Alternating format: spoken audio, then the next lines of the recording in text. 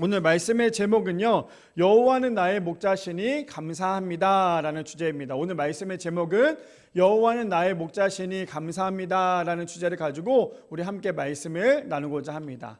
오늘 말씀 우리 성도님들 시편 23편이라고 하면 아마 거의 대부분 다 외우실 거예요. 그렇죠?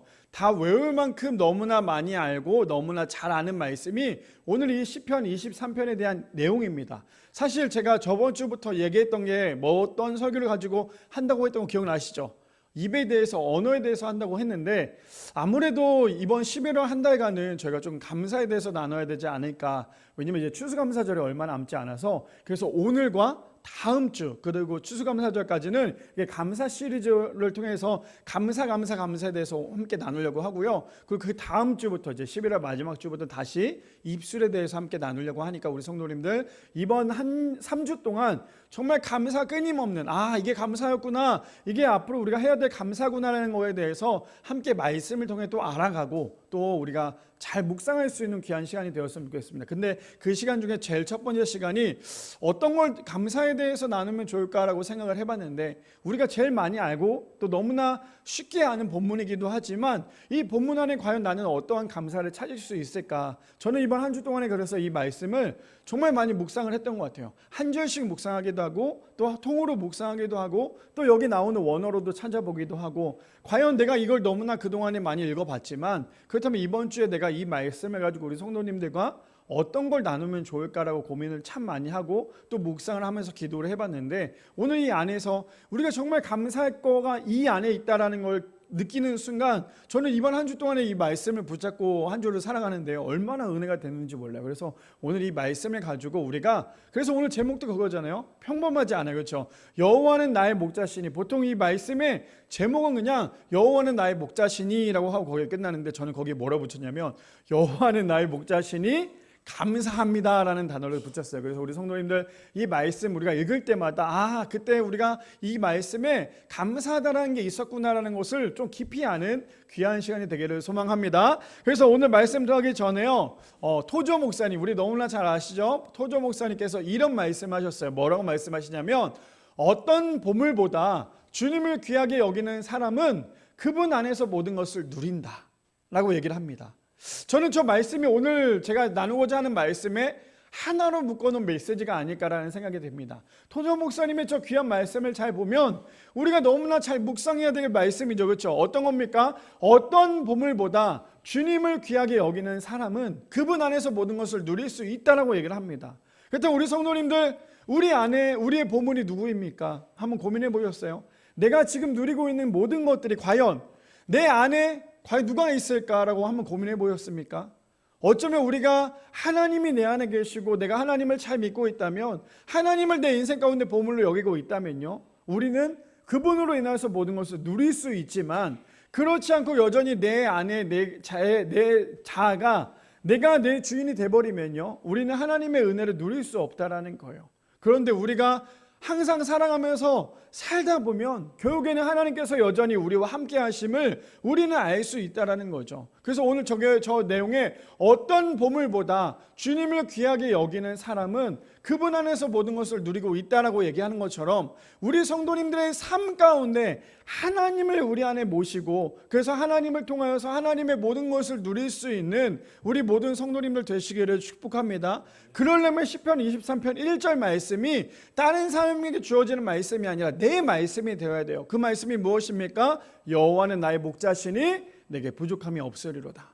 저는 성경에 어쩌면 전체적으로 봤을 때 시편 23편 1절 말씀이 우리 안에서 가장 귀하기도 하고요, 또 제일 중요한 건 저거 하나면 되지 않을까요? 저거 하나면, 여호와는 나의 목자이시면 우리가 모든 것이 부족함이 없다라는 것이 저 말씀의 고백이 우리 성도님들의 삶 가운데 고백이 되기를 소망합니다. 그래서 우리 안에 우리가 주님 안에서 모든 것을 누릴 수 있는 우리 모든 성도님들 되시기를 축복합니다. 제가 말씀에 들어가기 전에 이걸 하나 나누려고 해요. 아마 제가 이 말씀을 준비하면서 참 많이 인용했던 것이기도 한데, 제가 동물을 하나 소개를 하려고 해요. 제가 어저께 우리 아이들에게 동물에 대해서 퀴즈를 내면서 얘기를 했는데, 오늘 아침에 또 제가 누워있는데 우리 아이가 저한테 동물 소리를 좀 내보래요. 동물 소리를 아침부터 내면서 애들이 맞았어요. 저는 동물 소리 참 열심히 냈는데 애들이 전혀 다른 동물을 얘기하는 바람에 당황스럽긴 했지만, 그렇다고 제가 여기서 또 동물 소리를 낼 수는 없지만 이 동물에 대해서 제가 얘기를 하려고 해요. 특징을 얘기하려고 하니까 우리 성도님들 어떤 동물인지 좀 맞춰보면 좋을 것 같아요. 아시겠죠? 자, 어떤 동물일까요? 첫 번째입니다. 그 동물은요, 눈이 굉장히 나빠요. 굉장히 눈이 나쁩니다. 그래서 항상 그 동물은 앞에 있는 동물의 엉덩이만 보고 그 엉덩이만 보고 열심히 따라간다라고 얘기를 해요. 자, 두 번째입니다. 그 동물은요, 아주 잘 속아요. 그러다 보니까 아주 쉽게 잡혀먹기도 합니다. 그리고 세 번째, 그 동물은 잘 넘어져요. 다리가 굉장히 짧거든요. 몸은 큰데 다리가 굉장히 짧아져. 근데 이 동물의 특징이 뭐냐면 한 번 넘어지면 못 일어나요. 자, 그래서 넘어져서 죽는 경우도 있다라고 얘기를 해요. 굉장히 심각한 거죠. 지금 네 번째 얘기했죠. 다섯 번째는 중심을 금방 못 잡는다라고 해요. 생각보다 몸집에 비해서 다리가 굉장히 얇거든요. 그러다 보니까 이 동물은 넘어지거나 중심을 잡는 게 쉽지 않다라고 얘기를 합니다. 여섯 번째입니다. 그 동물은요, 생각보다 우리가 생각할 때 그 동물을 표현할 때 항상 그런 얘기를 하죠. 굉장히 순하다라고 얘기하지만 그 동물은 굉장히 이기적이고 멋대로이기도 합니다. 그리고 그 동물은요, 방향 감각이 없어요. 그래서 꼭 누가 옆에 있어야 줘야지만 이 동물은 열심히 갈 수 있어요. 또 그 동물은요, 희한한 게 반드시 왔던 길로 다시 돌아오는 귀소 본능이 있다라고 얘기합니다. 그리고 그 동물은요, 방어력이 제로예요. 그래서 누가 잡아먹으려고 하면 그냥 아주 쉽게 잡혀먹는 동물이기도 해요. 또 그 동물은 희한한 건 다른 동물이랑 다르게 죽을 때가 되면 굉장히 온순해진다라고 얘기를 합니다. 그 동물은 또 하얗기도 하지만, 제가 목장 같은 데 가서 그 동물을 보면 하얀 동물은 못 봤던 것 같아요. 항상 보면 때가 많이 탄 깨지지한 동물이기도 하지만 굉장히 털도 많이 났어요. 어떤 동물일까요? 바로 양입니다. 그렇죠? 양이에요. 어떤 동물이라고 생각하셨어요? 뭐 닭은 아니죠? 네. 자, 어떤 동물이냐면 바로 양이라는 동물이에요. 저 양이라는 동물이 어떤 동물이냐면, 옆에 목자가 없으면요, 옆에서 양 치는 사람이 없으면 이 양은 언제든지 다른 동물로부터 잡혀먹힐 수밖에 없고, 얼마나 눈이 나쁘든지 앞에 있는 양의 엉덩이만을 보고 가는데요, 그 앞에 있는 양이 혹시나 벼랑 끝에 떨어지게 되면 그 나머지 뒤에 있는 양들도 줄줄이 벼랑 끝에 떨어진다라고 얘기를 합니다. 그만큼 이 동물, 우리가 흔히 말하는 온순하고 착할 때 뭐라 그래요? 넌 정말 양 같구나라고 하지만, 양은요, 생각보다 온순하거나 착하기보다 좀 성질이 나쁘다라고 얘기도 하고 예민하다라고 얘기도 합니다. 제가 오늘 이 말씀을 가지고 왜 갑자기 이 동물을 이야기하는 이유가 뭐냐면, 오늘 본문에 나오는 이 양이 어쩌면 지금 저 모습의 저 양이요, 그냥 동물일 것 같지만 어쩌면 저 10가지의 모든 특징이 지금 우리의 특징과 똑같지 않을까요? 어쩌면 저 양의 모습이 다른 사람을 얘기하는 게 아니라 지금 나를 이야기하고 있는 게 아닐까라는 생각이 듭니다. 그래서 오늘 이 양이지만, 오늘 본문을 좀 더 이해하기 위해서 제가 양이라는 동물에 대해 특징을 이야기하지만, 오늘 본문을 이해하고 또 이 오늘 본문을 통해서 우리가, 오늘 주제가 무엇이었어요? 여호와는 나의 목자시니 감사합니다라는 주제인데, 이 주제를 가지고 우리 함께 말씀을 나누는 귀한 시간이 되었으면 좋겠습니다. 그래서 오늘 말씀의 제목은 무엇입니까?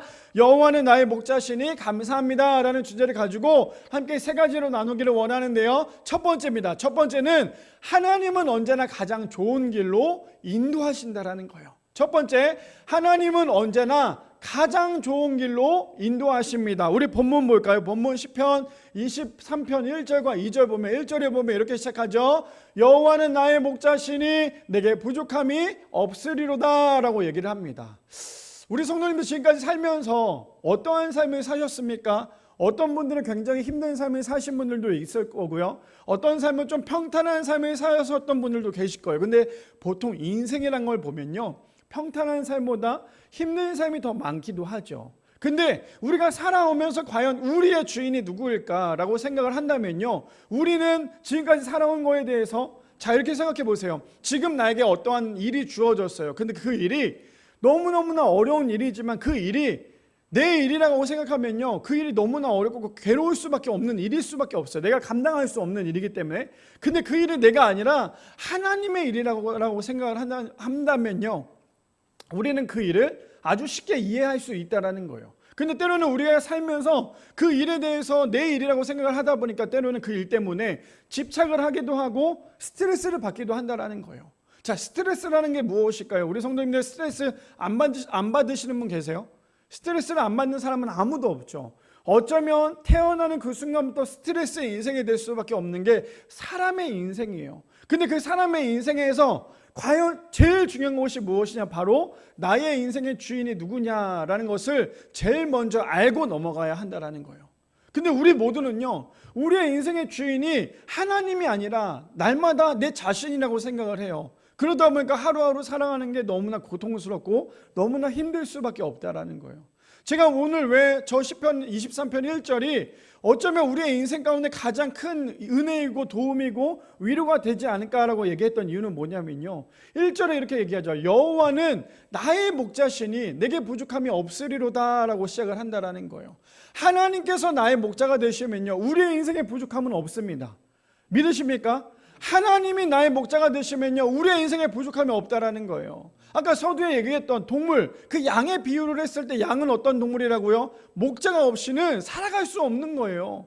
양이라는 동물의 특징을 보면요, 양은요, 목자가 없으면 언제든지 육식 동물로부터 잡혀먹힐 수밖에 없는 게 바로 이 양의 특징이라는 거죠. 근데 그 양이 옆에 목자가 있으면요, 아주 안전하게 갈 수 있는 게 이 양의 모습이라는 거예요. 근데 제가 동물을 하나 더 얘기하려고 해요. 오늘 뭐 동물의 왕국도 아닌데 왜 동물에 대해서 얘기하냐라고 하겠지만, 우리 성도님들 말 아세요? 말이 두 가지의 말이 있는 거 아십니까? 집에서 키우는 말과 야생에서 키우는 말이 있어요. 근데 그 말의 특징 중에 야생에서 키우는 말과 집에서 키우는 말의 특징이 다른 특징이 있는데 어떤 거냐면요, 둘 다 잠을 잘 때 모습을 보면 이 말이 집에서 키우는 말이구나, 아니면 야생에서 크는 말이구나라는 걸 알 수 있대요. 어떻게 알 수 있냐면, 집에서 키우는 말은요, 어떻게 자냐면 누워서 잔대요. 왜 누워서 잘까요? 누구도 자신을 잡아먹을 거라 생각을 안 하기 때문에 이 말은, 집에서 키우는 말은요, 누워서 잔대요. 그래서 제주도에 보면 많은 말들이 있죠. 그 말들을 보면 그 보호 안에 있기 때문에 잠자는 모습을 보면 다 앉아서 잔다라고 얘기를 해요. 근데 반대로 야생에 키우는 이 말은, 야생에서 키우는 게 아니죠, 야생에서 자라는 이 말은요, 잠을 잘 때 누워서 자지 않는데요. 어떻게 자냐면 서서 잔다라고 얘기해요. 왜냐하면 언제든지 누구로부터, 육식 동물로부터 잡혀 먹힐 수 있기 때문에 이 말은, 야생에서 크는 말은요, 누워서 자는 게 아니라 일어서서 잔다라고 얘기를 합니다. 왜 이 말과 이 양에 대해서 이야기를 하냐? 하나님이 우리의 인생 가운데 목자가 되시면요, 우리는 언제든지 편하게 누워서 잘 수 있다라는 거예요. 근데 하나님께서 우리 인생 가운데 목자라는 것을 우리가 잊고 살면 우리는 누워서 자는 게 아니라 우리는 일어서서 잘 수밖에 없는 그런 인생이 될 수밖에 없다라는 거예요. 그때 우리 성도님들 지금까지 살아오면서 우리는 누워서 주무시고 계십니까? 아니면 일어서서 주무시고 계십니까? 목사님, 이걸 말이라고 합니까? 어떻게 우리가 자는데 일어서 자겠습니까? 제가 말하는 건 일어서서 잔다라는 게 아니라, 우리의 인생에 하나님이 우리 인생 가운데 주인이 되시면요, 우리는 언제든지 편안하게 잘 수 있다라는 거예요. 우리의 인생은 하나님이 우리를 보호하시기 때문에 우리는 안전할 수 있다라는 거죠. 근데 하나님께서 우리의 인생 가운데 주인이 되지 않으면 우리는 언제든지 악한 마귀로부터 우리의 모든 것을 빼앗기기 때문에 우리는 벌벌벌 떨면서 살아갈 수밖에 없다라는 거죠. 근데 오늘 본문 1절에 뭐라고 얘기합니까? 여호와는 나의 목자시니 내게 부족함이 없다라고 얘기해요. 제가 일단 우리 성도님들의 인생 가운데 부족함이 있으십니까? 없으십니까? 당연히 있죠. 우리 인생 가운데 어떻게 부족함이 없겠어요. 그런데 하나님이 우리의 인생 가운데 주요가 되시면요, 우리의 인생에는 부족함이 없다라는 것을 우리가 알 수 있다라는 거예요. 왜요? 우리가 부족하면 하나님께서 더 많은 것을 채워주시거든요. 우리가 부족하기 때문에 하나님께서 우리와 함께 하시는 거예요. 우리가 약하고 우리가 나약하기 때문에 여전히 하나님은 우리의 목자가 되신다는 사실을 우리 모든 성도님들 기억하시기를 바랍니다. 자, 2절에 보니까 그래서 이렇게 얘기하죠. 그가 나를 푸른 풀밭에, 누가요? 하나님께서 나를 푸른 풀밭에 누이시며 쉴만한 물가로 인도하시는도다 라고 얘기합니다. 저 2절은 뭡니까? 어쩌면 완성이에요. 완성. 가장 편한 천국 아닐까요? 이 양에게 가장 필요한 것이 무엇입니까? 푸른 풀밭, 뜯어먹을 수 있는 이 식물이 필요하겠죠. 그리고 흐르는 물이 필요할 거예요. 그것이 있으면 이 양은요, 이 동물은요, 어떤 것도 불효하거나 필요할 게 없다는 거죠. 왜요? 모든 걸 다 가지고 있기 때문에. 근데 우리의 인생도 마찬가지거든요. 하나님이 우리의 인생 가운데 주인이라는 것을 우리가 안다면요, 우리의 인생은 어떤 인생을 살 수 있냐면 2절에서 말한 것처럼 그가 나를 푸른 풀밭에 누이시며 쉴만한 물가로 우리를 인도하신다는 것을 우리는 믿을 수 있어요. 근데 하나님이 우리의 인생 가운데 목자라는 것을 우리가 모르기 때문에 우리가 저기서 말하는 2절을 누릴 수가 없는 거예요. 하나님이 여전히 우리의 목자가 되시고 우리의 주인이 되신다면 하나님은 우리를 가장 좋은 길로 인도하신다라는 거예요. 하나님이 지금까지도 우리를 인도하신 모든 것을 보면 우리는 어떻습니까? 우리가 지금까지 살면서 우리의 뒤를 돌아보면요, 때로는 어떤 어려움도 있고 힘든 상황도 있었겠지만 지금까지 우리의 인생을 살펴보면요, 우리의 길은 어떤 길입니까? 2절에 말한 대로 나름 푸른 풀밭에 놓이시며 쉴만한 물가로 인도하셨던 그 길이 바로 우리의 길이 될 수 있다는 거예요. 왜요? 하나님이 우리와 함께 하잖아요. 하나님이 우리와 함께하는 그 길은 복된 길이에요.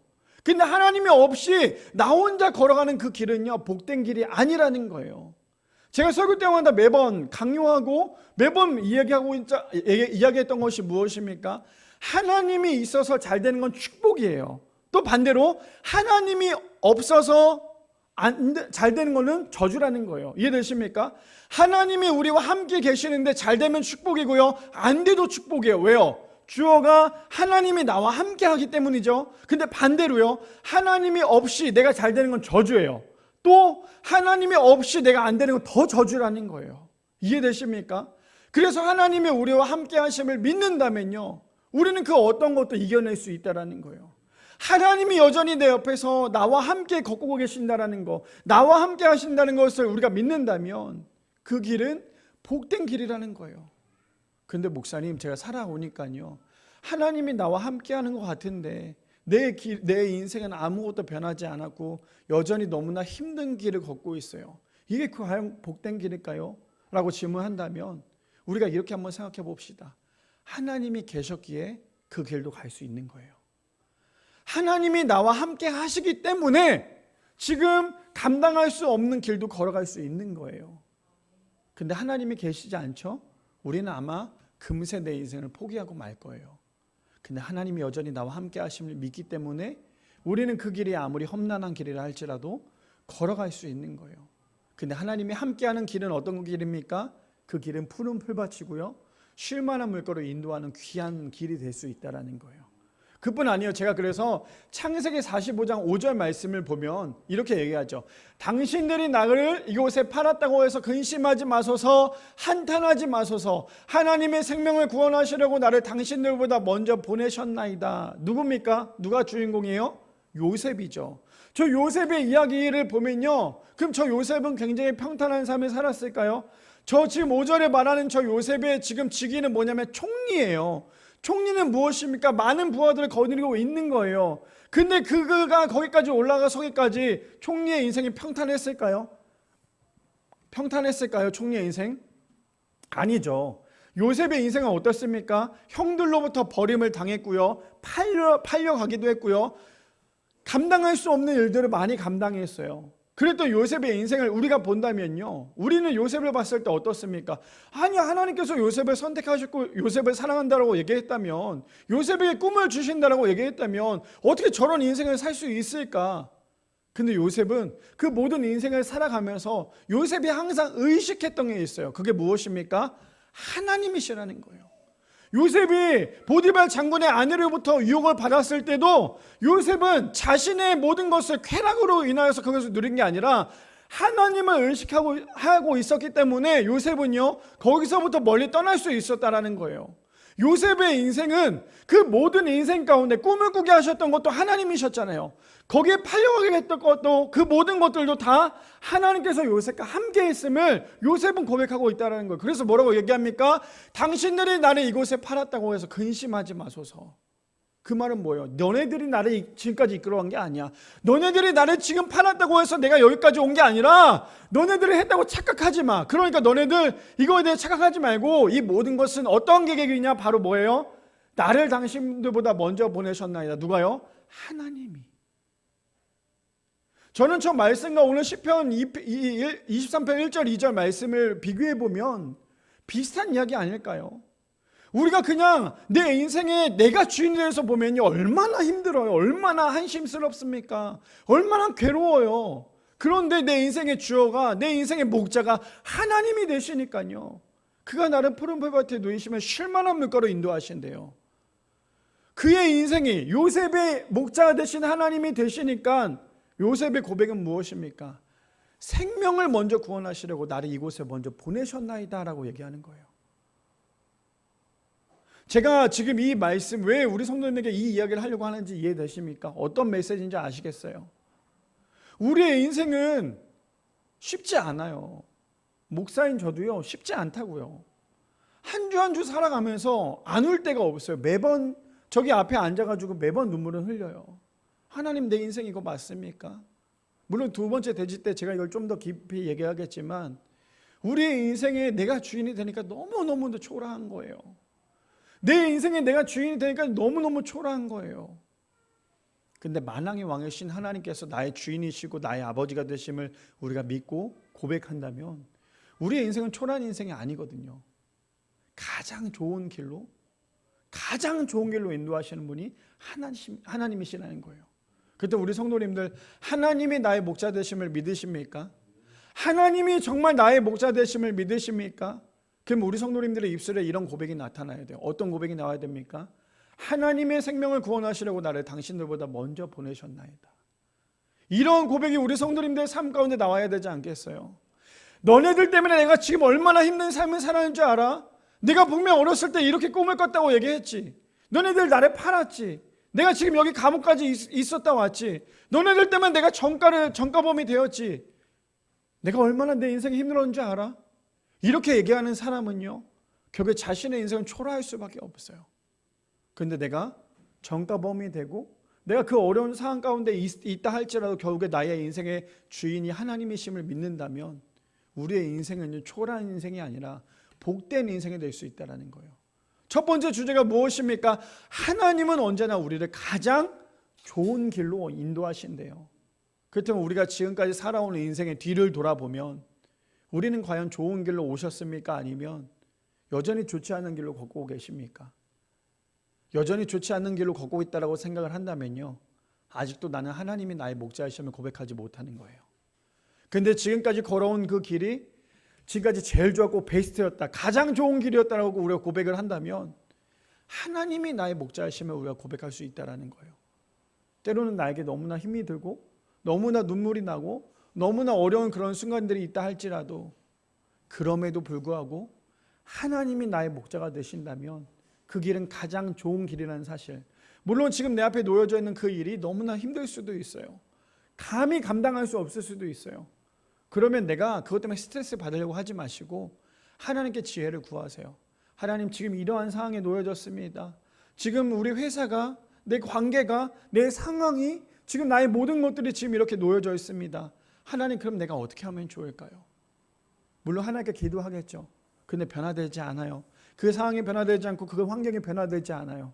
그러면 우리는 뭐라고 얘기합니까? 하나님, 왜 내 기도 들어주시지 않으세요? 그게 아니에요. 그것이 변화되지 않는다면 나의 마음을 변화시키십니다. 어떻게 해요? 그것을 수용할 수 있도록 그 마음까지도 주신다라는 거예요. 바라기는 우리 모든 성도님들, 하나님은 우리의 인생 가운데 가장 좋은 길로 인도하심을 믿으시기 바랍니다. 지금 내 길이 어떠한 진흙탕 길이고 정말 볼 수 없는 정말 엉망진창인 길이라 할지라도 하나님이 나와 함께 하시는 그 길이 가장 좋은 길이심을 우리 모든 성도님들 기억하시는 모든 성도님들 되시기를 축복합니다. 두 번째입니다. 두 번째 뭐라고 얘기하고 있죠? 하나님은 언제나 가장 안전하게 우리를 인도하신다라는 거예요. 두 번째는 하나님은 언제나 가장 안전하게 우리를 인도하십니다. 우리 본문을 볼까요? 시편 23편 3절에서 4절 말씀해 보니까 이렇게 얘기합니다. 내 영혼을 소생시키시고 뭐래요? 완전히 회복시키시고 자기 이름을 위하여 의의 길로 인도하시는 도다라고 얘기합니다. 우리가 저기서 3절을 보면요, 자기의 이름은 뭐예요? 하나님의 이름을 위하여 우리를 가장 좋고 가장 의의 길로 인도하신다라고 얘기해요. 그렇다면 우리 이렇게 얘기할 수 있죠. 하나님 너무 이기적인 거 아니십니까? 아니요. 하나님이 나의 목자가 되신다면요, 하나님이 나의 주인이 되신다면 우리의 길은, 우리가 걸어가야 할 길은 하나님의 이름을 위해서 걸어가야 할 길이라는 거예요. 내 영혼을 완전히 회복시키신대요. 누가요? 하나님이셔. 하나님이 우리 인생 가운데 완전히 회복시키심을 우리 모두 다 기억하시기를 바랍니다. 그래야지만 하나님의 이름을 위하여 의의 길로 인도하신대요. 그런데 중요한 건 뭐냐면 4절에 이렇게 얘기합니다. 내가 사망의 음침한 골짜기로 다닐지라도 해를 두려워하지 않는 것은 주께서 나와 함께 하심이라. 주의 지팡이와 막대기가 나를 안위하시나이다. 우리 성도님들 저 3절과 4절 얼마나 많이 읽어봤어요. 그렇죠? 얼마나 많이 읽어봤습니까? 그 중에 저는 저 4절이 저에게는 이번 한 주 동안에 얼마나 많은 눈물을 나게 했던 구절인지 몰라요. 4절에 보니까 이렇게 시작하죠. 내가 사망의 음침한 골짜기로 다닐지라도 해를 두려워하지 않은 것은 이라고 얘기해요. 저 말이 무엇입니까? 내가 감당할 수 없고 너무너무나 두렵고 너무너무나 무섭고 너무너무나 어떻게 할 수 없는 그런 길이라는 거예요. 제가 아까 서두에도 얘기한 것지만 우리 성도님들 살면서 항상 밝을 수만은 없어요. 항상 좋을 수만은 없어요. 근데 우리의 인생에 보면요, 사망의 음침한 골짜기를 다니는 길이 우리의 길일 때가 참으로 많다라는 거예요. 근데 저는 오늘 우리 성도님들이 이거 하나만 기억하고 가시면 우리의 인생의 감사거리가 끊이지 않을 것 같아요. 그게 뭐냐? 자, 이어서 이렇게 얘기하죠. 주께서 나와 함께 하심이라. 주의 지팡이와 막대기가 나를 안위하시나이다. 저기서 주의 지팡이와 막대기가 나를 안위하신다는 건 뭡니까? 목자들은요, 양이 어디로 가기를 원해요? 가장 좋은 길로 가기를 원하죠. 가장 안전하게 하기 위해서 막대기로 툭툭툭 쳐요. 우리의 인생도 마찬가지거든요. 우리가 인생에 가다가요, 우리가 낭떠러지를 떨어질 것 같거나 혹은 잘못된 길을 가려고 하면 하나님께서 우리를 어떻게 하냐면 툭툭툭 치신다라는 거예요. 너 그 길 아니야. 너 그쪽으로 가면 안 돼. 위험해. 근데 우리는 항상 가장 빠른 길로 가기를 원해요. 그러다 보니까 타협할 때가 참 많죠. 내가 생각할 때는 앞으로 가면 금방 갈 것 같은데 하나님이 생각할 때는 앞으로 가는 것보다 조금 돌아가는 게 더 빠르다라고 말씀하실 때가 있어요. 근데 우리는 우리의 생각대로 항상 제일 좋고 제일 빠른 길로 가려고만 하는 게 우리의 생각이에요. 그러다 보니까 우리는 넘어질 수밖에 없어요. 가장 축복된 인생이 어떤 인생인 줄 아세요? 내가 잘못된 길로 갈 때 하나님께서 우리를 혼내키시는 거예요. 우리가 잘못된 길로 여전히 걸어가고 있을 때, 우리가 죄악된 길로 여전히 걸어가고 있을 때, 우리가 우리의 쾌락대로 걸어가고 있을 때, 우리가 내 인생의 주인으로 살아가고 있을 때, 내가 그냥 걸어가는 인생이라면요, 그건 가장 괴로운 저주의 인생이지만 그 길 가운데 하나님께서 우리를 막대기로 치고 계시거나 혹은 우리를 굉장히 아프게 해서 우리를 깨닫게 하시는 그 길은 복된 인생이라는 거예요. 이해되십니까? 어떤 길인지. 근데 저는 여기서 이 메시지를 전하고 싶어요. 우리 성도님들 힘드실 때 많으시죠? 언제 가장 힘드세요? 저는 이번 한 주 동안에 일을 하면서도 또 저기 앉아서 기도할 때 제가 요즘에 참 하나님을 많이 원망했던 것 같아요. 하나님, 벌써 우리 교회가 개척한 지가 1년이 다 돼가고 있습니다. 근데 저는 저의 인생은 하나도 변화된 게 없어요. 너무너무나 힘들고요. 너무너무나 어렵고 너무너무나 괴로울 때가 있어요. 그렇게 하나님을 원망할 때가 참 많아요. 하물며 저는 어떻게 기도하냐면, 하나님 어디 계세요? 하나님 지금 제 기도 듣고 계시는 거 맞아요? 저는 혼자 일을 하면서 그렇게 묵상하면서 다닐 때가 참 많다라는 거예요.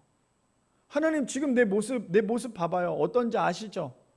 하나님 지금 내 모습 보세요. 과연 내가 이게 목회자의 모습인지 내 모습 좀 보시라니까요. 제가 그렇게 하나님 원망할 때가 참 많았어요. 근데 하나님께서 뭐라 말씀하시는 줄 아세요? 그래서 내가 네 옆에 있는 거야. 전 이 메시지가 이번 한 주 동안에 정말 끊임없이 감사와 눈물이 났던 것 같아요. 우리가 가장 힘들 때 하나님 원망하잖아요. 그렇죠? 우리가 가장 힘들 때 하나님 원망하잖아요. 하나님, 나 물질 너무 필요해요. 나 건강이 너무 필요해요. 나 관계가 너무 필요해요. 우리 회사가 너무너무 안정되기를 원해요. 하나님, 지금 내 상황이 너무너무 다 힘들어요. 그렇게 기도하면서 하나님을 뭐라고 얘기합니까? 좀 전에 제가 얘기한 것처럼 하나님 원망하잖아요. 왜 그러죠? 하나님 왜 이렇습니까? 하나님 왜 그래요? 내가 이렇게 하나님을 잘 믿으려고 하는데, 내가 이렇게 신앙생활 열심히 하려고 하는데, 내가 열심히 하나님을 믿는다라고 얘기하는데 왜 내 상황은 이렇습니까? 근데 그거 아세요? 가장 힘든 그 순간에 하나님이 가장 가까이 계시는 거. 우리의 인생에 가장 힘든 그 상황 가운데 하나님은 멀리 계신 게 아니에요. 멀리 계신다라고 느끼는 건 그냥 내 믿음이에요. 가장 힘든 그 순간 가운데 내가 숨조차 쉴 수 없을 만큼 꾸역꾸역거리면서 내가 너무너무 힘이 들 때 하나님은 제일 가까이 내 옆에 계신다라는 거예요. 근데 우린 여전히 하나님 어디 계세요? 하나님 어디 계시냐라고요. 계속 그렇게 원망할 때가 있다라는 거예요. 제가 왜 이것을 깨달았는 줄 아십니까? 제가 우리 아이들 키우면서요, 이번 한 주 동안에 이제 아이들이랑 같이 걸어가면서 이 아이들을 보면서 이 메시지가 떠올랐어요. 어떤 거냐면, 그 아시잖아요. 어린 아이들과 같이 걸어가면 안전한 길이고 넓은 운동장이고 좋은 길이면 애들이 알아서 걸어가게끔 그냥 냅둬요. 아이들 그러면 알아서 가잖아요. 그렇죠? 어떠한 장애물도 없기 때문에. 근데 만약에 앞에 자동차가 있어요. 앞에 자동차가 있거나 위험한 것들이 있어요. 그러면 어떻게 합니까? 부모는? 어른들은 어떻게 해요? 아이들에게? 가장 가까이 붙어요. 왜 가장 가까이 붙는지 아세요? 그 아이가 다치면 안 되잖아요. 이해되세요? 어떤 얘기인지? 아이가 다칠까봐 부모는 가장 가까이 옆에 있다라는 거예요. 자, 지금은 우리가 부모의 입장이고 다시 우리가 돌아가 볼게요. 우리가 어린 아이의 입장으로 돌아가 봅시다. 우리 부모님이, 내가 어렸을 때 우리 부모님은 내가 가장 위험할 때 항상 내 옆에 계셨어요. 이해되세요? 내가 어렸을 때, 내가 초등학교 다니고 내가 초등학교보다 더 어렸을 때, 유치원 다녔을 때 부모님은 항상 제일 위험한 순간에 내 옆에 계셨다라는 거예요. 왜요? 내 사랑하는 자녀가, 내 사랑하는 아이가 다칠까봐 부모님은 항상 제일 위험한 순간에 내 옆에 계신다라는 거예요. 이해되십니까? 하나님이 그러신 분이라는 거예요. 하나님이, 우리는 하나님 어딨냐고 원망할 때가 있고 하나님을 따질 때가 있지만 하나님은 그럼에도 불구하고 가장 힘들고 가장 어렵고 가장 위험한 그 순간 가운데 하나님은 가장 밀접하게 우리와 함께 하신다는 거예요. 우리가 이것을 믿는다면, 우리가 이것을 기억한다면 우리는 우리의 감사는 끊임없이 감사할 수밖에 없어요. 근데 우리가 이것을 믿지 않기 때문에 끊임없이 원망하고 있다는 거예요. 처음 메시지거든요. 4절의 그 메시지. 내가 사망의 음침한 골짜기로 다닐지라도 해를 두려워하지 않는 것은요, 두려워하지 않는 것은 하나님이 나와 함께하기 때문이에요. 우리 어렸을 때 생각해 봅시다. 저는 저희 아이들을 키우면서 그럴 생각을 참 많이 하거든요. 아이들이 열심히 뛰어놀다가도요, 열심히 걷다가도 두려워하지 않는 이유가 뭔지 아세요? 부모님이 옆에 계시기 때문이에요. 열심히 생활을 하다가도, 활동을 하다가도 두려워하지 않고 그 길을 갈 수 있는 것은 부모님이 옆에 계시기 때문이에요. 저기서 말하는 시편 기자의 고백은, 내가 사망의 음침한 골짜기로 다닐지라도, 얼마나 두려운 길에 다닐지라도 내가 두려워하지 않는 그 가장 큰 이유는 주께서 나와 함께 하신대요. 하나님이 나와 함께 하신대요. 근데 어떻게 함께 하신대요? 주의 지팡이와 막대기로 나를 안전하게 보호하신대요. 이것을 믿는 우리 모든 성도님들 되시기를 축복합니다. 그래서 우리 성도님들 이렇게 한번 도전을 갖자고요. 우리의 인생 가운데 가장 힘든 상황, 지금 얼마나 힘드십니까? 얼마나 힘드세요? 직장 때문에, 사람들과의 관계 때문에, 물질 때문에, 건강 때문에 얼마나 힘드십니까? 그런데 그때 가장 힘들 때 하나님은 나와 가장 가까이 계신다라는 거, 이거 하나만 기억하시면 우리 성도님들 모든 위로가 싹 된다라는 거예요. 그뿐 아닙니다. 시편 121편 1절에서 8절 말씀에 보면 이렇게 얘기하죠. 내가 산을 향하여 눈을 들리라. 나의 도움이 어디서 올까? 그런데 그 도움이 어디서 납니까? 천지를 지으신 여호와께서입니다. 그리고 3절에 보니까 그 여호와께서 어떻게 하는데요? 천지를 지으신, 나의 도움이 되신 천지를 지으신 그 하나님께서 너를 실족하지 아니하게 하시며 너를 지키시며 이가 졸지도 아니하시리로다. 4절에 보니까 이렇게 얘기해요. 이스라엘을 지키시는 이는 졸지도 아니하시고 주무시지도 아니하시리로다. 여호와께서 너를 지키시는 이시라. 여호와께서 내 오른쪽에서 내 그늘이 되시나니 낮에 해가 너를 상하게 하지 아니하며 밤의 달도 너를 해치지 아니하리로다. 하나님이 나와 함께 하시고 하나님이 나의 주인이 되신다면요, 그 하나님은 우리 때문에 졸지도 주무시지도 않으신대요. 그런 하나님이 우리의 목자 되심을 기억하시기를 바랍니다. 그뿐 아니에요. 또 넘겨주세요. 7절 8절에 여호와께서 너를 지켜 모든 환난을 면하게 하시며 또 내 영혼을 지키시리로다. 여호와께서 너의 출입을 지금까지 영원까지 지키시리로다. 하나님이 나의 목자이심을 우리가 믿는다면 저 메시지가 다른 사람의 메시지가 아니라 나의 메시지가 되기를 소망합니다. 그래서 하나님은 어떠신 분이래요? 내 영혼까지 지키시는 분이시라고 얘기를 합니다. 그 하나님께서 나의 처음부터 마지막까지 우리를 지키시고 보호하시는 하나님이심을 기억하시기를 바랍니다. 그뿐 아니죠. 출애굽기 13장 21절에서 22절에 보면 이렇게 얘기합니다. 여호와께서 그들 앞에 가시며, 저는 저 메시지를 인용할 때 어디서 가장 은혜를 받았냐면요, 21절에 보면 이렇게 얘기해요. 여호와께서 뭐라고 얘기해요? 그들 앞에 가시며 해요. 하나님이 항상 우리 앞에 가신다라는 거예요. 하나님이 우리의 인생 가운데 우리 앞에 가신대요. 그 우리가 뭐가 두렵겠어요? 저희 윤희는 되게 겁이 많아요. 얼마나 겁이 많냐면 아무래도 눈이 크다 보니까 겁이 많은 것 같아요. 그래서 얼마나 겁이 많냐면 유리랑 윤희랑 다니다 보면 정말 다른 게, 유리랑 윤희랑 손을 잡고 가잖아요. 윤희는 막 뛰어가요. 그럼 제가 끌려가요. 그럼 윤희는 어떻게 하는 줄 아세요? 뒤로 가요. 왜냐하면 앞에 가는 게 이 아이들이 봤을 때 좀 뭔가 무서운 모습이 보이면 유리는 그냥 막 겁이 없어요. 아빠가 있으니까 그냥 막 뛰어가요. 근데 윤희는 안 가, 무서워, 안 갈래, 막 이렇게 얘기를 해요. 근데 아빠가 먼저 가고 앞에 가면 이 아이들은 뒤에서 조조조 쫓아올 수는 있어요. 무서워도. 왜 그렇습니까? 아버지가 앞에 있잖아요. 근데 저 본문에 뭐라고 시작해요? 여호와께서 그들 앞에 가시며 라고 얘기를 하고 있어요. 하나님께서 앞에 가시는데 낮에는 구름 기둥으로 그들의 길을 인도하시고요, 밤에는 불 기둥으로 그들을 비추사 낮이나 밤이나 진행하게 하시며, 낮에는 구름 기둥으로 밤에는 불 기둥이 백성 앞에서 떠나지 아니하니라라고 얘기하고 있다라는 거예요. 하나님께서 우리 인생 가운데 때로는 구름 기둥으로 때로는 불 기둥으로 우리를 인도하십니다. 그렇다면 우리가 뭐가 두렵겠어요? 하나님께서 우리의 인생보다 앞에 가고 계시는데, 제가 오늘 간증문을 보면서 제가 얘기했어요. 오늘 설교 때 막 인용할 거예요 얘기했더니 그럼 저 안 줄래요 라고 얘기했지만 이건 하나는 좀 인용해야 될 것 같아요. 제가 그 짧은 시간에 이 간증문을 따다다 읽었는데 어떤 분이라고 말씀을 안 드릴 거지만 한 분이 그런 말씀을 주셨어요. 제가 오늘 이 설교를 하는지 안 하는지도 몰랐을 텐데 그 내용을 인용하려고 해요. 어떤 내용이냐면, 하나님께서 주셨던 그 구름 기둥이, 저는 그 구름 기둥이 하나님이 나를 위해서 준비하신 걸 모르고 나는 여전히 하늘의 별을 보고 찾고 있었습니다라는 고백이었어요. 그 간증문에. 우리의 인생이 참 그래요. 하나님께서 우리의 인생 가운데 구름 기둥으로 우리를 가려주실 때가 있죠. 그 구름 기둥이 뭡니까? 우리에게 가장 좋은 길이고 가장 안전하게 우리를 인도하신다라는 거예요. 그런데 우리는 어떤지 아세요? 저 구름 기둥 때문에 내가 하늘에 떠 있는 별을 볼 수가 없다고, 저 구름 기둥 때문에 이렇게 맑은 날씨를 볼 수 없다고. 이것이 우리의 인생이에요. 우리가 누리고 있는 그 믿음이라는 거예요. 근데 하나님은 가장 좋은 구름 기둥으로, 가장 좋은 불 기둥으로 우리를 인도하고 계신다라는 거예요. 왜요? 우리보다 앞서가시잖아요.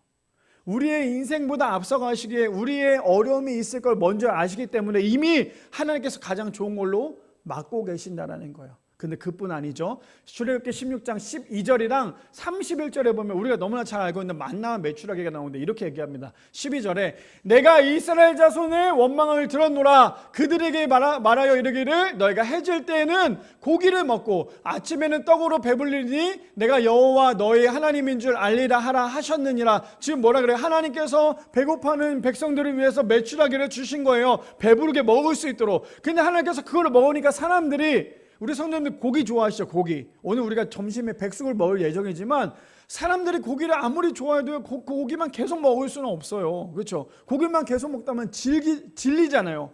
그때 하나님께서 31절에 어떻게 합니까? 이스라엘 족속의 그 이름을 만나라 하였으며, 만나가 어떻게 생겼냐? 가시 같고 희고 맛은 꿀 섞은 과자와 같았더라.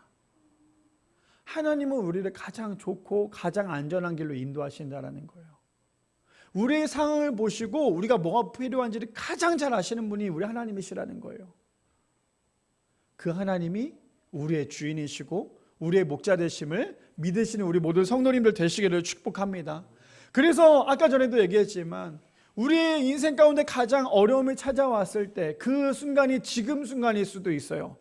어떤 성도님은 이번 한 주를 살면서 너무너무나 괴롭고 너무너무나 힘든 삶을 살았던 성도님들도 계실 거예요. 근데 그 상황도 우리가 이 말씀을 비교해 보자고요. 그럼에도 불구하고 그 상황 가운데 하나님은 우리에게 구름 기둥으로 불 기둥으로 만나와 메추라기로 하물며 가장 힘든 그 상황 가운데 하나님은 가장 가까이에 있음을 우리 성도님들 모두 다 기억하시고 그것을 믿고 나아가는 우리 모든 성도님들 되시기를 축복합니다. 마지막 세 번째입니다. 그래서 마지막 세 번째 이렇게 얘기하죠. 여호와는 나의 목자시니 감사합니다 라고 얘기합니다. 마지막 세 번째는요, 여호와는 나의 목자시니 감사합니다. 우리 본문 볼까요? 본문에 보면 현대인의 성경인데요, 이렇게 얘기합니다. 주께서 내 원수들이 보는 가운데 나를 위하여 잔치를 베푸시고 나를 귀한 손님으로 맞아주셨으니 내 잔이 넘치는구나. 하나님께서 어떻게 하고 계신데요? 내 원수들이 보는 앞에서요, 그 보는 앞에서 하나님께서 모든 것을 다 갚아주신대요. 가장 좋은 걸로 하나님께서 그 원수들 앞에서 갚아주신다고 말씀하세요. 그래서 뭐래요? 주께서 내 원수들이 보는 가운데 나를 위하여 잔치를 베푸시고, 얼마나 그 원수들 앞에서 잔치를 베푼다라는 건 어떤 의미입니까? 걱정하지 마. 네가 저들보다 훨씬 더 훌륭하고 훨씬 더 귀한 존재야. 하나님이 지금 그것을 보여주는 거 아닙니까? 가장 좋은 걸로 해주려고 하는 게 하나님 아니세요? 우리가 자녀를 키우면서도 마찬가지잖아요. 내 자녀가 상대방에 있는 그 아이보다 옷을 더 좋은 옷을 입기를 원하고 더 좋은 것을 먹이기를 원하잖아요. 그게 부모의 마음이란 말이에요. 아, 저 아이는 10만 원짜리 신발을 신었으니까 내 아이는, 저 아이는 비싼 거 신었으니까 내 아이는 1만 원짜리 신겨도 되겠다라고 생각하는 부모님 아무도 없을걸요. 보통 부모님들 어떻게 해요? 더 좋은 거, 내가 할 수 있는 가장 좋은 걸로 우리 아이들에게 입혀주고 싶잖아요. 저는 예전에 그런 생각을 했어요. 그냥 싼 거를 여러 개를 사서 여러 번 신으면 되지 않을까?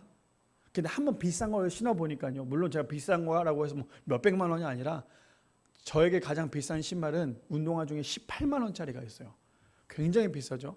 저희 아내가 오늘 아침에 당신 18만 원짜리 운동화로 우리 아이들 신발 3켤레를 사줬다라고 저에게 얘기할 정도로 되게 마음이 좀 뭉클했던 시간이었는데, 근데 그 신발을 제가 지금 5년 넘도록 신고 있어요.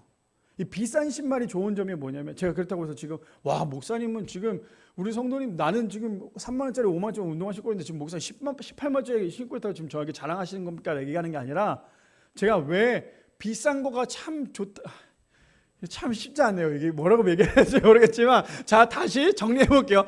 비싼 신발이 좋은, 그렇다고 제가 우리 성도님에게 비싼 신발 사랑한 건 아니고요. 그냥 저에게는 그 비싼 신발 한 켤레가 있는데, 그 비싼 신발이 좋은 이유가 뭐냐면 오래 신을 수 있어요. 이해되세요? 저는 그걸 몰랐어요.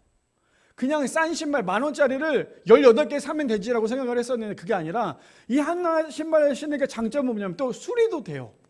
그래서 저는 그 신발을 되게 오래 신고 제 발에 잘 맞기도 하고 잘 적응하다 보니까 그 신발을 신고 있어요. 제가 왜 갑자기 이런 얘기를 하냐면, 부모님은 가장 좋은 걸로 자녀에게 입히기를 원한다는 거예요.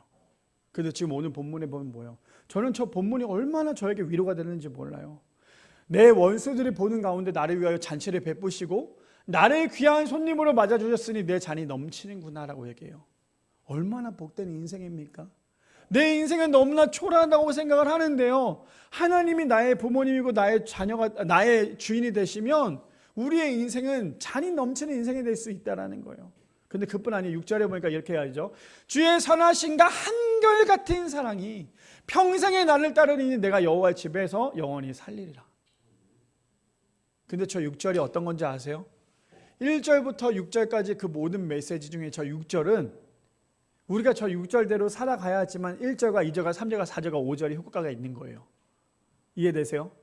저 6절에 주의 선하심과 한결같은 사랑이 평생에 나를 따를 것이니 내가 여호와의 집에 영원히 살리라. 내가 여호와의 집에 영원히 살리라. 저 메시지가 우리 가운데 있어야지만, 여호와는 나의 목자시니 내게 부족함이 없으리로부터 시작해서 5번째까지 5절까지 그 모든 메시지가 효과가 있는 거예요. 하나님이 나의 주인이시고 하나님이 나의 목자가 되시면 우리가 믿어야지만 그 모든 것을 우리가 누릴 수 있다는 거예요. 우리 모든 성도님들, 내가 여호와의 집에 영원히 살 수 있는 우리 모든 성도님들 되시기를 축복합니다. 그래서 여호수아 1장 9절에 보면 이렇게 얘기하죠. 내가 내게 명령한 것이 아니냐. 강하고 담대하라. 두려워하지 말며 놀라지 말고 내가 어디로 가든지 내 하나님 여호와가 너와 함께 하느니라 하시니라. 저 메시지를 보면 어떨 것 같으세요? 우리 성도님들. 그냥 하나님께서 저렇게 두려워하지 말고 놀라지 말고 강하고 담대하라고 얘기했구나라는 게 아니라요. 저 메시지를 우리가 저 앞에 1절부터 읽어보면 어떤 메시지인 줄 아세요? 우리가 너무나 존경하고 너무너무나 좋아하는 그 모세가 죽고 난 다음에 후계자로 누가 세워집니까? 여호수아가 세워져요. 많은 사람들이 모세를 위해서 30일 동안에 통곡했다라고 얘기하잖아요. 그랬던 그 모세를 이어서 누가 와요? 여호수아가 왔어요. 그러니까 여호수아 얼마나 부담스럽겠어요. 그랬던 여호수아 앞에서 하나님께서 얘기하는 거예요. 여호수아야, 모세 다음으로 왔으니 얼마나 불편하겠어, 불안하겠어. 그런데 걱정하지 않아도 왜? 강하고 담대하고 두려워하지 말고 놀라지 마. 왜? 내가 너와 함께 할 거야. 근데 저 메시지가 우리 성도님들의 메시지가 되기를 소망합니다. 하나님이 나의 목자가 되시면요, 저 메시지는 우리의 메시지가 될 수 있어요. 왜요? 하나님이 언제나 우리와 함께 하시기 때문이에요. 자, 이제 메시지를 마치려고 하는데요. 우리 시편 136편 1절부터 26절 좀 깁니다. 우리 이거 다 같이 한 목소리로 한 절 한 절 읽고 오늘 설교를 마쳤으면 좋겠습니다. 우리 1절부터 읽어볼까요? 시작!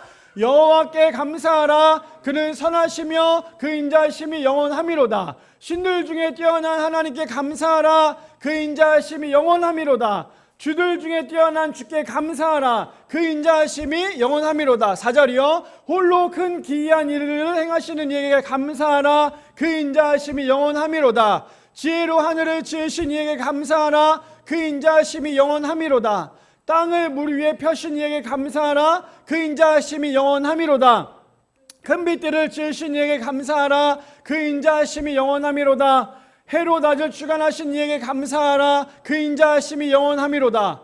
딸과 별들로 밤을 주관하게 하신 이에게 감사하라. 그 인자하심이 영원하심이로다.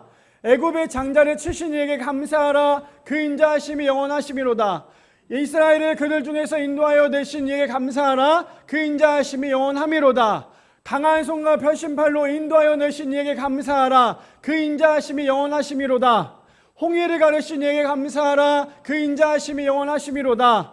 이스라엘을 그 가운데로 통과하신 이에게 감사하라. 그 인자하심이 영원하심이로다. 바로와 그의 군대를 홍해에 엎드려 들으신 이에게 감사하라. 그 인자하심이 영원하심이로다. 그의 백성을 인도하여 광야를 통과하게 하신 이에게 감사하라. 그 인자하심이 영원하심이로다. 큰 왕들을 치신 이에게 감사하라. 그 인자하심이 영원함이로다. 유명한 왕들을 죽이신 이에게 감사하라. 그 인자하심이 영원함이로다. 아모리인의 왕 시온을 죽이신 이에게 감사하라. 그 인자하심이 영원함이로다. 바산 왕 옥을 죽이신 이에게 감사하라. 그 인자하심이 영원함이로다. 그들의 땅을 기업으로 주신 이에게 감사하라. 그 인자하심이 영원함이로다. 곧 그 종 이스라엘에게 기업으로 주신 이에게 감사하라. 그 인자하심이 영원함이로다. 우리를 비천한 가운데서도 기억해 주신 이에게 감사하라. 그 인자하심이 영원함이로다. 우리를 위에 대적에게 건지신 이에게 감사하라. 그 인자하심이 영원함이로다. 모든 육체에게 먹을 것을 주신 이에게 감사하라. 그 인자하심이 영원함이로다. 하늘의 하나님께 감사하라. 그 인자하심이 영원함이로다. 바라기는 우리 모든 성도님들 저런 하나님이, 저분이 바로 우리 하나님이심을 믿으시는 우리 모든 성도님들 되시기를 축복합니다. 그래서 하나님이 우리의 목자가 되신다면 우리의 인생 끊임없이 감사거리가 넘쳐날 수밖에 없다는 사실을 모두 다 기억하여서 여호와는 나의 목자시니 내게 부족함이 없으리로다. 이 메시지가 우리의 인생 가운데 귀한 메시지가 되기를 소망합니다. 그래서 이 메시지로 살아갈 수 있는, 그래서 이번 한 달 동안에 감사거리가 끊이지 않는 귀한 우리 모든 성도님들 되시기를 축복합니다.